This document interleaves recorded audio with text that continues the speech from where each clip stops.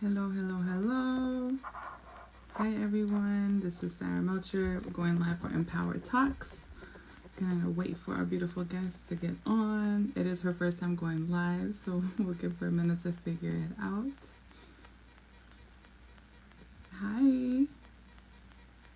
Okay, cool. She got it. Hello, hello. Good afternoon, guys. Thanks for hopping on. This is Empower Talks. Just giving Kim a minute to get in. Hi, you did it. I did, yes. Welcome, welcome to Instagram Live. Thank you. I kind of think that I'm somewhat tech savvy. I just had not done this before, Right. so It's just the first time, right? It's not that we yes, can't do it. It's just the first time. yeah. Thank you. Thank you for coming on. So I'm just going to introduce us real quick. Welcome, welcome, everyone. This is Empower Talks. I am Sara Melcher, and I started this series of empowering people to highlight the people in the community, people that I have learned from, heard something amazing from, and want to share their experiences, their journey, their stories, with the hopes of resonating with someone out there listening in. And today I get to speak with the beautiful Kim Douglas, who is the host of the Bold Like Her podcast. So I'm super excited to have you on. Welcome, welcome. Thank you. I'm excited to be here. Thank you for being my first. Of course. I'm so happy. I'm so happy. So if you want to just go ahead and introduce, we'll get right into it. Introduce yourself, share with the audience what you do, who you are, Okay. and then we'll get into it. Yeah. So as you mentioned, I am the host of a podcast called Bold Like Her, which I started a few years ago. We can talk about that. But my career is in real estate. So I'm a realtor here in the Boston area, and I've been selling real estate for 16 years now. So I'm helping buyers and sellers maneuver through their real estate transactions, buying and selling their homes. Mm-hmm. 16 years. Wow. Yeah, That's incredible. yeah, yeah.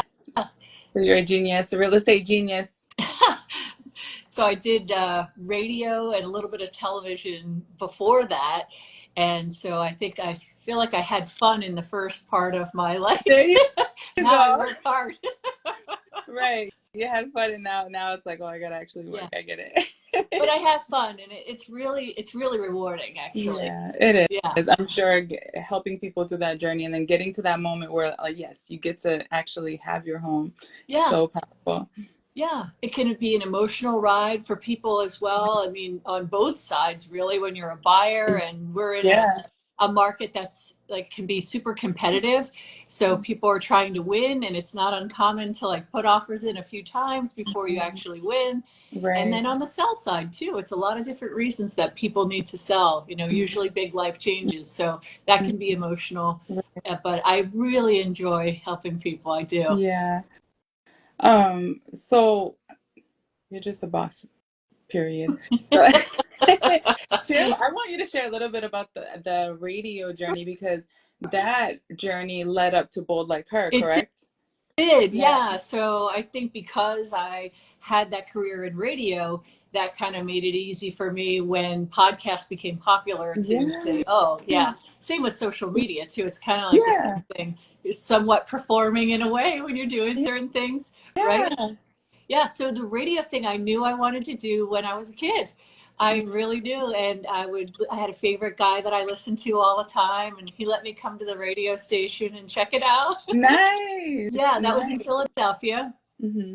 And from there, I just went away to school and I knew exactly what I wanted to do. And I followed that dream and came right out of college and got right into radio. And I worked a lot of different formats, from country to top 40 and dance and talk, all the different things. So I did this for Wow. 20 years. Yeah. Wow. That's incredible. So tell us so you were already working your way through real estate and obviously successful. What made you want to go back and do or start Bold Like Her? Like, what was it within you that was like, I'm going to start this podcast. I want to talk to people. Yeah. Thank you for asking that. It was when they started to become popular, my daughter would say to me, Mom, you should do a podcast. She was listening to all the like murder, mystery, crime things and everything. So, Oh my and she, gosh. she would get me to listen to it. And there were these two girls on one of these podcasts that she liked. And she said, you know, you would love these two girls. They chit chat before, and then they get into like whatever murder mystery they're going to talk about. Yeah. And I listened to it a little bit. And so I could see how this was building, but I thought to myself, like, what would I do with a podcast? Mhm. And I frankly did not want to talk about real estate on a podcast.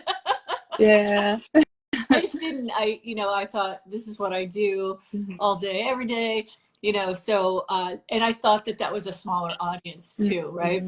Mhm. So then what ended up happening was I had a friend who did a real estate podcast and he asked me to be on. So when I went on his, he had a little studio and I went in there, put on headphones, got in front of a mic, and I was like, oh yeah, this feels right. You were home. Yes. So it felt really good. I think it was probably 2 weeks after that that I launched my podcast. Okay. Yeah. And I just bought like it literally is called Podcast in a Box, right? Yeah, With like, me too. That's how I started too. yeah, with a mixer and some microphones and headphones. Mhm. And I just started from there.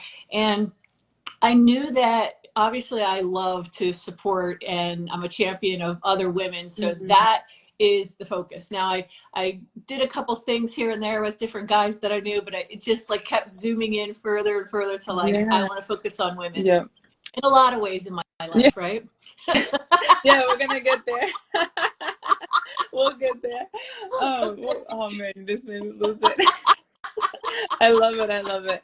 So you Yeah. wanted to highlight and empower women, and if in a way it seems like you were able to like highlight your own purpose, right? You were able to come Yeah. back to that and really use your voice again and make it yours, right? That's what I love about podcasts. Like you can literally say, this is what I want to talk about. I'm gonna get on and do it, and there's somebody out there that wants to Yeah. hear it. Absolutely. Yeah. Literally, like any topic that you come up with, as nichey as it could be, Yeah. it is, there's an audience for it, right? So Absolutely. for me, it was highlighting and empowering women, and I definitely decided I was going to focus on women in the Boston area. So I've been Mhm. doing that and literally didn't know like what it would become and how it would really light me up. Yeah, So I'm meeting exactly. so many amazing women like you, Yeah. right? And hearing their stories and seeing what they're doing and getting connected to so many other Yeah, people. exactly.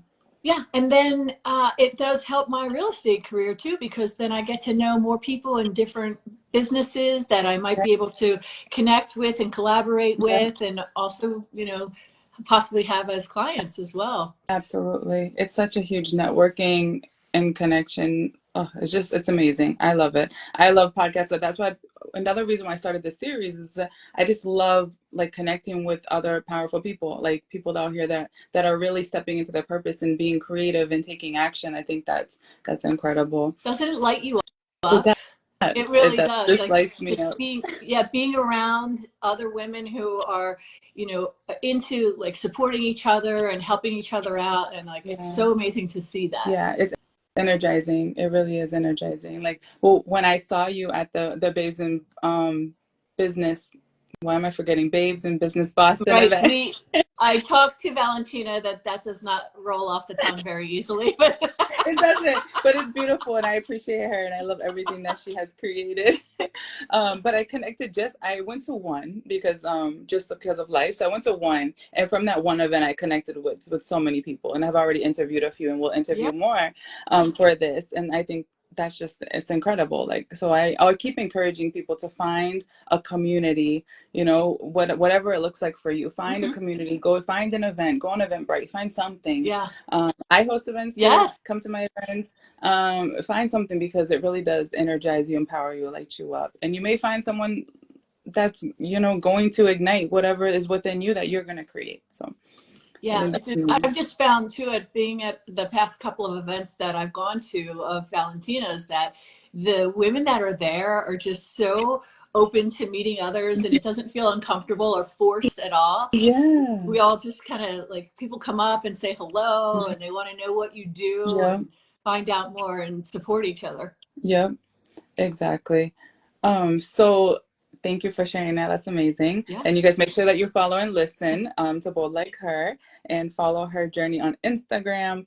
But I want to get into the nitty gritty. So the theme for like this week and next week and all the interviews I'm doing is authenticity. So the event that I'm hosting is called Empower and Elevate, and it's being authentic and fully expressed as yourself, right? Because so many things happen in life, right? Experiences, relationships, abuse, whatever it is, there are things that happen in our life that really take away from our authenticity, right? Like I go as deep as your self-worth can really affect your authenticity, right? Your partnerships can really affect how authentically you show up, right? Or even when we launch a business. Actually, I was listening to the book Worthy earlier this morning, and she was talking about how she wanted to show up authentically as herself to Oprah, who she was building a new friendship with Oprah, and her husband was like, already, and I was like, wow, like, do people really have that thought that they can't show up authentically yet? Right? Like, because they won't be accepted yet. I have to hide myself and make sure it's safe to show up as myself, right? Versus really like being who you are, doing right? So it. that Yeah. just be you, right? So that you attract the people that are really what I say for you, right? In alignment with you, right? So when we chatted on the phone, first you told me, the superficial stuff, about the real estate, the podcast, and I'm like, okay, cool, she's a boss, amen, awesome. And then you started to share a little bit more about your marriage and changing that. So can you share a little bit more about how, I definitely want to just get right into it, like about you, like stepping into your authentic self and what that looked like for you. Yes. So it is Pride Month, so let's talk Let's get about it, it. right? Let's get into it, right into it. Yeah. So I was married to a man who I was in love with, and it was after we split that I realized some things that I were probably, in all honesty, floating around back in there, from the college days. And if I really want to go back to like the crushes I had in elementary school, Yeah, right. So, And but understanding what it really yeah, was. but it was after my husband and I divorced. I met a woman and kind of felt something a certain way, right? Mm-hmm. and and I realized what it was. It was a brief thing. She felt the same way. It was brief, but what it was a door opener for me. Mm-hmm. So I realized that, and I was like, okay, so that didn't turn into anything, but there's something in me I need to explore Yep. now. And so I went on that journey, and it took a while. It took a lot of, self-reflection, a lot of Yeah. dates, Yeah, because there'd be a woman, and then there would be a guy, and then another woman, and I was just trying to figure myself out. But absolutely. talk about being authentic. Once I did realize it, I then shared it. I started to share with people that I Mm-hmm. knew. And I will say, I don't think I lost any friends over it or anything. And this was the Good. 90s, right? And I was on the radio at the time too. So while I'm going through this whole journey and trying to figure out who I am, I think the people around me were also seeing it, and they would kind of like poke at me a little bit on the air because we had that kind of show. But Oh I yeah. didn't want, yeah, I didn't want to really say anything until I knew I had the conversations with the right people, and that would be my Yeah. ex-husband, because we shared a daughter together, and I just wanted, Yeah. didn't want him to hear from one of his buddies that I was talking about women on the radio or something like that. Yeah. So yeah, once all those conversations were had with, the most important people, I felt so good. And to your point where you're talking about, like, when is the right time to feel your Yeah. authentic self, it's like, it is a journey, and it's a personal Mm-hmm. journey for people. And speaking of pride, that's the same thing. Like, Yeah. some people are still, not sure that they want to share it. Unfortunately, where we are right now, we've kind of gone backwards in a lot of ways. Yeah. And there's a lot of hate out Yep. there, unfortunately. But Yeah.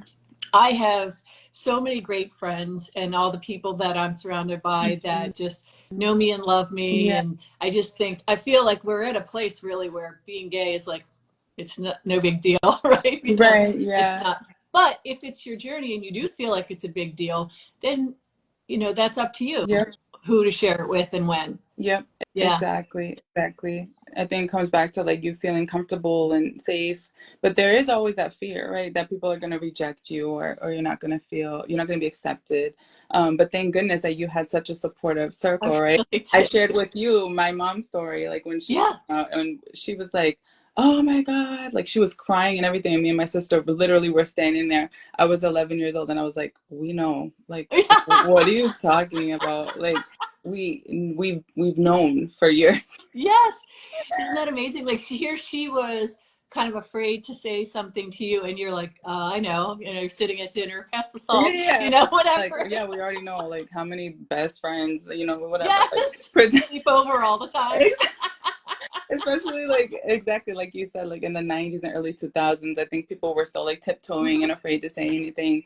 But I just think that's such an amazing journey to being your authentic self, right? And then from there you own it and you're able to show up confidently on the radio Yep. with your family, with your daughter, like in relationships. And it must have been such a like relief for you. Like I It finally like was. you're unleashed, right? Like you get to be who you are. You get to be who you want Yeah. to be. It's funny that you said that what you said to your mom, because I had a similar experience with my daughter who was only like 5 or 6 at the time.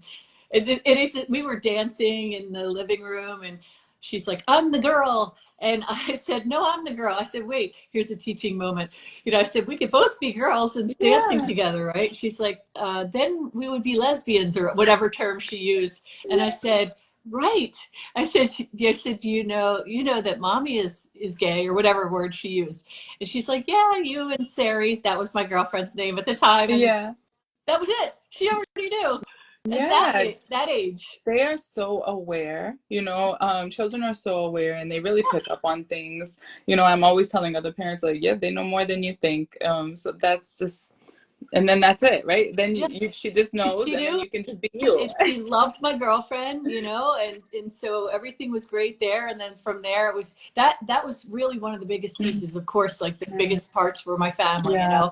So like you said, from there, then you just feel like everything is fine. And and growing up, like you said, what you already knew, and here your mom was all Yeah. concerned. I think about her a lot, like how, like for years, she was hiding who she was, hiding parts of herself. And I think that really does block your ability to be authentic, to really like love yourself, right? Because there's like a level of shame, I guess, right? When you're hiding. So that's something like I've even had clients that we've worked through that, like just loving all of who you are, right? Yeah. Accepting all of who you are is the journey, actually. I don't really usually say self-love. I say Hmm. self-acceptance, right? Because I accept myself, I receive myself, and now I'm okay, and I feel safe to show up as myself. Yeah. Um, so I think that's just a beautiful journey. It's amazing. Yeah, and kind of went from there too. Went through a couple different relationships and everything. Even one that brought me here to Boston that I'm Mm, no longer in anymore. But I love it here, and I feel like I found my home. yeah. Yeah. So you bring women from Boston on the podcast, and you do real estate in Boston. So yeah, you're in it. You're here. Yes.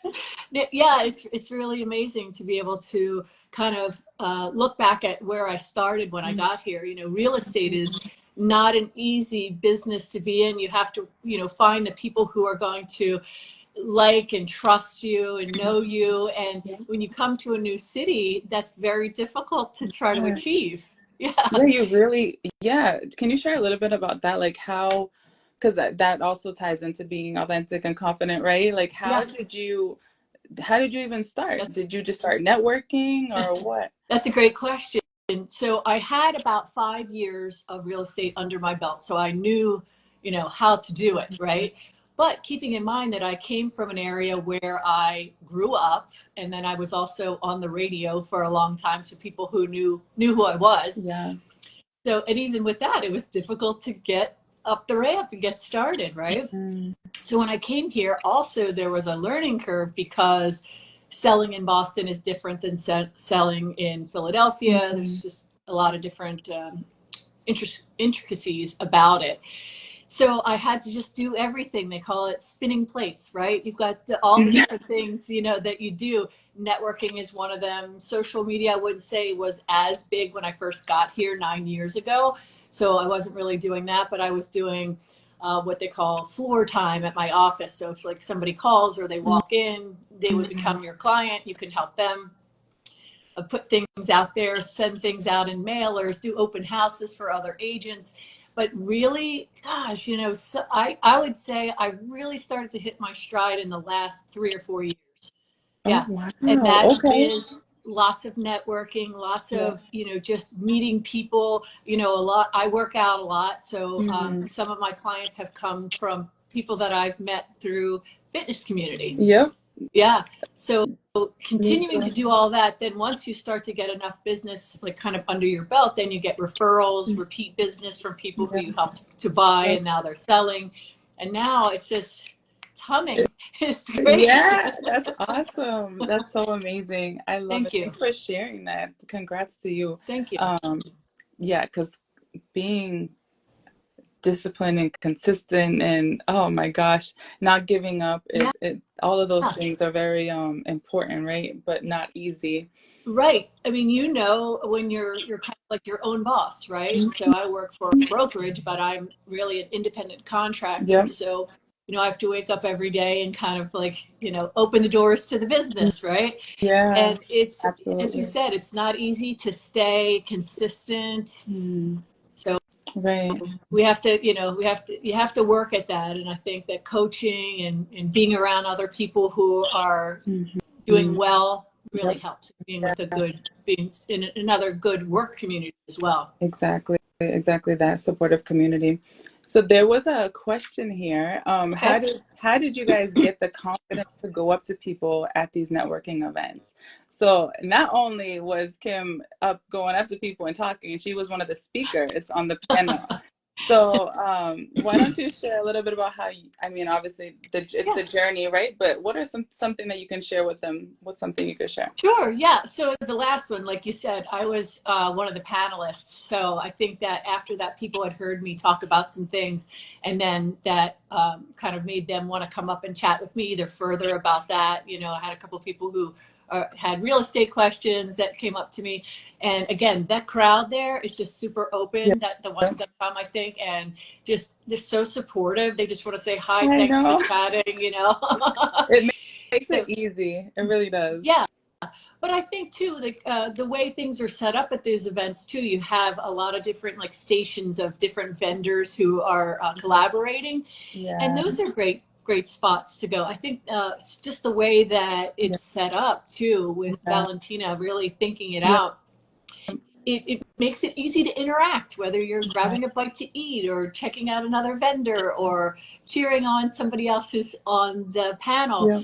Those are really great ways. And then she had photographers, a bunch of different photographers, so that girls could go over and like get great pictures done, Yeah. glam shots and things like that. And then it also was a great way to just easily interact with other people because you're Yeah. like standing there waiting to get your picture taken. And I just find that everybody was just so welcoming. Yeah. But I can see that if you haven't done that very much, some of those networking events can be awkward. Yeah.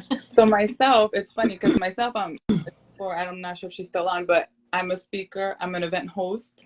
I've done my own. I've held my own networking events, but I don't know how long it was. I don't know, a few months where I went into my own little shell because I had been burned by not by anyone here, but like and some other experience, right?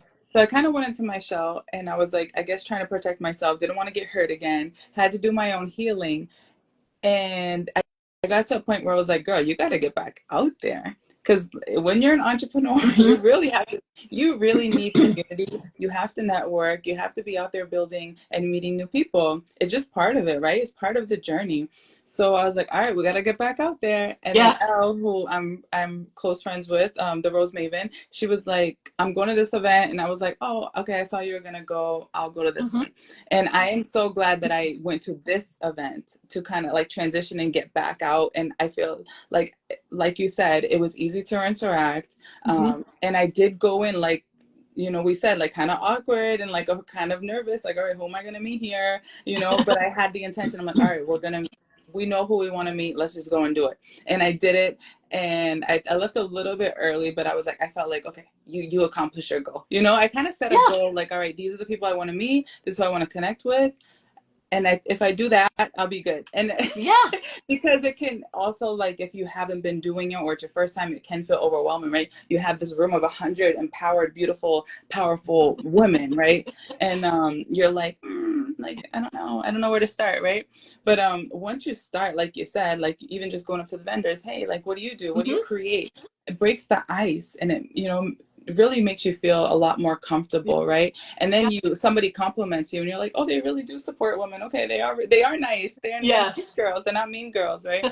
Um, Yeah. so that was I'm so glad that I did that, because it really did. Number one, I met so many new Mm-hmm. people, and number two, like, it really got me back out there Yeah, I'm glad to networking. hear that. You know Yeah. what I love too is that Valentina, of course, not short on the good music, right? Yeah. So before you know it, all these girls are out there dancing together and everything too. So Yeah.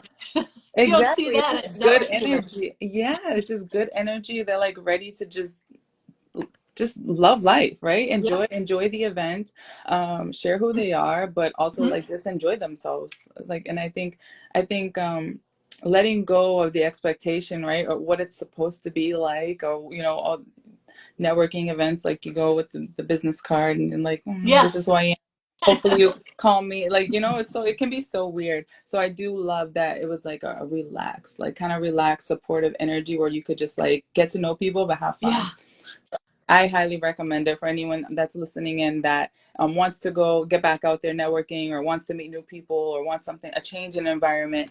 Definitely recommend it for sure. Yeah. Absolutely. So much fun. Yeah. So we talked about a lot. I'm excited for you guys to hear the replay of this one.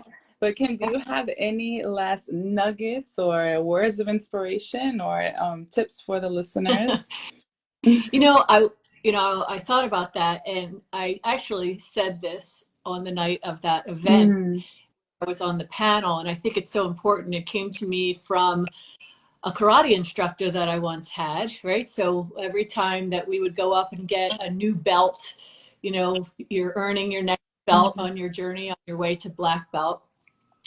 And he would give the greatest speeches. And he told me he'd always look over at me. He said, Kim, if I saw your lip quivering or a tear coming down, he's like, I knew I was on point. I was giving a good speech because he mhm, was getting to me. But I think that one of my favorite things that I heard from him was to not always be looking forward at where you want to be, but stopping every so often to look back at how far you've come.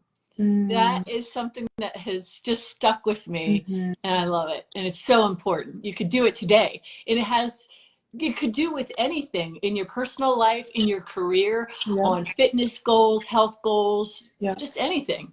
Exactly. I love that. Thank you so much for sharing that. Taking that moment to just reflect. We can get so caught up on like doing more, doing the next thing, or like I'm not good enough yet. But if you just take a moment and reflect on how far you've come, oh, Absolutely.